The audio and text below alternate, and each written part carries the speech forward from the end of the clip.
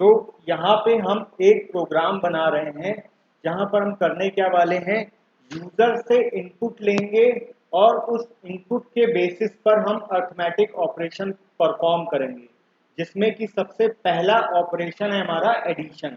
और ये सारा काम हम कैसे कर रहे हैं, रन टाइम पर वैल्यू देते हुए, रन टाइम पर वैल्यूज देते हुए।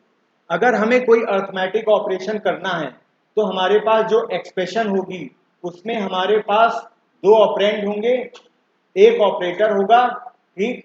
उन दो ऑपरेंड्स पर ऑपरेटर अपना एक्शन परफॉर्म करेगा और तीसरे ऑपरेंड पर वो वैल्यू सेव होगी, ठीक। ये बात समझ में आई। अच्छा, इस प्रोग्राम में हम थोड़ा सा क्लासेस और ऑब्जेक्ट का यूज करते हुए ये प्रोग्राम बनाएंगे। जैसे यहां पर सबसे पहले मैंने यहां पर एक पैकेज इंपोर्ट कराया है, import java.util.scanner। Scanner is used for inputting values either it can be string, either it can be integer or anything, ठीक। ओके, अब एक क्लास मैंने यहां पर बनाई अर्थमेटिक के लिए arthm, ठीक। उसके लिए हमारे पास अब जब भी हम अर्थमेटिक ऑपरेशन परफॉर्म करेंगे तो हमारे पास कौन कौन से ऑपरेंड होने चाहिए, तीन ऑपरेंड होने चाहिए, दो इनपुट के लिए और एक आउटपुट के लिए, ठीक। तो इनपुट के लिए हमने दो इंटीजर वैल्यूज ले ली, दो इंटीजर वेरिएबल ले लिए i और j। एक तीसरा वेरिएबल आउटपुट के लिए ले लिया int z इक्वल्स टू 0, ठीक। अब इस क्लास arthm के अंदर एक हमने मेथड बनाया है void input values करके। इसका मतलब क्या हुआ कि दो जो हमारे i और j इनपुट वेरिएबल हैं, इनके लिए हमें इनपुट लेना है, तो हमने बेसिकली एक मेथड ही यहां पर बना दिया जो कि हमारी दो वैल्यूज को इनपुट लेगा, ठीक। जो भी हमारा मेन क्लास होगा, मेन क्लास के अंदर मेन मेथड होगा, मेन मेथड में इस क्लास arthm के लिए जो ऑब्जेक्ट बनाएंगे उस ऑब्जेक्ट को कॉल करेंगे इनपुट वैल मेथड के साथ, ठीक। फिलहाल हम इस इनपुट वैल मेथड की डेफिनेशन देखते हैं, वो क्या है। सिंपल सी डेफिनेशन क्या कि हमने एक कंसोल पे आउटपुट लेना है, इंटर वेरिएबल वैल्यू 1। एक स्कैनर क्लास का ऑब्जेक्ट बनाया scanner SC equals to new scanner system dot in, जो कि हम पहले देख चुके हैं कैसे स्कैनर क्लास के लिए इनपुट देते हैं, ठीक।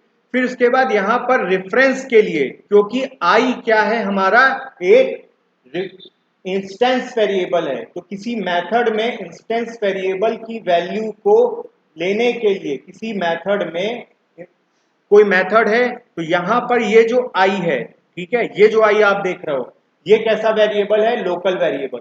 तो लोकल वेरिएबल की वैल्यू इस इंस्टेंस वेरिएबल में कॉपी कराने के लिए हम किस कीवर्ड का यूज करते हैं, दिस कीवर्ड का। It is act as a reference for the local variable to the instance variable. तो this dot I equals to sc dot next int, ये नेक्स्ट इंट एक मेथड होता है जो कि नेक्स्ट स्कैनर क्लास के अंदर होता है और वो आपको i के अंदर एक इंटीजर वैल्यू स्टोर करने की क्षमता देता है। इसी तरह पहली वैल्यू हमने एंटर करा ली ये, अब इसी तरह दूसरी वैल्यू हम एंटर कराएंगे j नाम के वेरिएबल में, system dot out dot println enter variable value 2 scanner sc1 new scanner system dot in this dot j equals to sc1 dot next in. दूसरी वेरिएबल भी इंटर हो गई वैल्यू। अब ये एक मेथड इनपुट वैल खत्म। दूसरा एक मेथड इसी arthm क्लास के अंदर void arth ऑपरेशन ऐड, यहां पर ये, ठीक, एक ये मेथड है arth op ऐड, ठीक है। अब हमने यहां पर क्या किया, this dot Z equals to this dot I plus this dot Z, यानी कि इस arth op ऐड मेथड के लोकल वेरिएबल्स जेड के लिए आई और जे की वैल्यू को कॉपी कर रहे हैं हम एक मेथड इनपुट वैल से। यहां पे दो लोकल वेरिएबल के बीच में आपस में रेफरेंस कॉलिंग हो रही है। और जब z की वैल्यू हमने i और j में सेव करा ली एडिशन ऑपरेट करते हुए, फिर हम यहां पर system dot out dot println the addition is this dot z लिख सकते हैं। ये हो गया सिंपल, एक क्लास बनाई, उस क्लास के अंदर कुछ मेथड्स हैं, उन मेथड की मदद से हम अरिथमेटिक ऑपरेशन परफॉर्म कर रहे हैं और इनपुट वैल्यू ले रहे हैं। अब मेन चीज, क्लास जो हमारी मेन क्लास है वो मेन क्लास का नाम यहां पर दे दिया, उसके बाद एक मेन मेथड बनाया। मेन मेथड बनाने के बाद अब हमें क्या करना है, मेन मेथड में हमेशा हम ऑब्जेक्ट बनाते हैं क्लासेस के और उन ऑब्जेक्ट्स को कॉल करते हैं। तो हमने arthm नाम का एक क्लास है हमारी, उसके लिए ob नाम का एक ऑब्जेक्ट बनाया, उसको उसका सिंटैक्स है class name object name new class name. ठीक, इतना हो गया। अब हमें इस ऑब्जेक्ट के लिए इस क्लासेस के अंदर जितने भी मेथड्स हैं उनको कॉल करना है। तो जैसे ob डॉट इनपुट वैल, इससे हमें इनपुट वैल्यूज मिल जाएंगी। ob डॉट arthop एड, तो ऑपरेशन एडिशन परफॉर्म हो जाएगा। ये तो हो गई हमारी कोडिंग। अब इसको हम एग्जीक्यूट कराकर देख लेते हैं।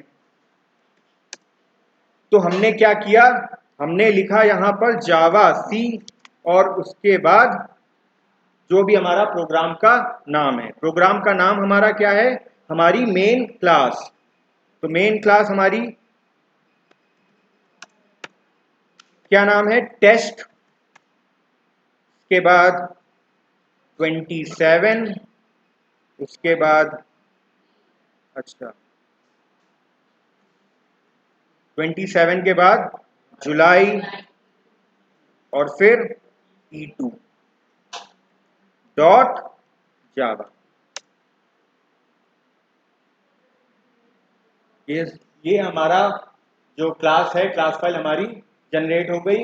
हमने अपने जेवीएम से कंपाइल कर, सॉरी हमने अपने कंपाइलर से कंपाइल करा लिया प्रोग्राम। अब इसको रन कराना है, यानी अब जो बाइट कोड बना है इसको जेवीएम के पास भेजना है।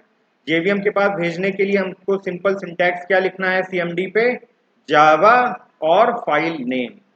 ठीक, inter variable value 1, inter variable value 2, the addition is 55, the addition is 55।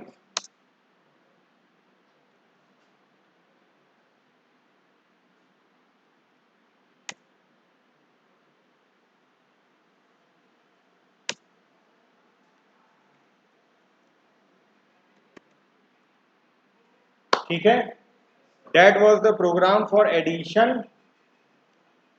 via classes, और उस क्लास के अंदर डिफरेंट मेथड्स बनाकर इनपुट ले रहे हैं और अपने डिफरेंट ऑपरेशन परफॉर्म कर रहे हैं। इसी क्लास, ये जो arthm क्लास है, इसी क्लास के अंदर अब हम क्या करेंगे, और भी मेथड्स बनाएंगे, जैसे कि सब्सट्रैक्शन, मल्टीप्लिकेशन, डिवीजन और मॉडुलस।